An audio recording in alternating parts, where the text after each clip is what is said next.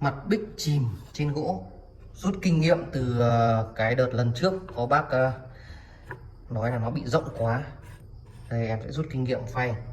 Nó sẽ không thể khít 100% được, nhưng mà nó có độ xê dịch tầm khoảng ly đến ly rưỡi cho anh em ạ. Đây. Đấy. Không hiểu sao là cái mẫu này anh em lại cực kỳ thích. Một cái đợt gỗ. Đấy. Và hai cái chân ống đỡ ở phía dưới. Màu này là màu nguyên bản, thông vàng bên em vừa mới phay. Có thể tùy nhu cầu của anh em để anh em có thể chọn màu nhé. Đây là màu nguyên bản này, có thể màu đen, rồi có thể là các loại màu xanh đỏ tím vàng, hoặc là nâu hũ, hoặc là ốc chó, hoặc là cánh rán. Đấy, tùy ý anh em.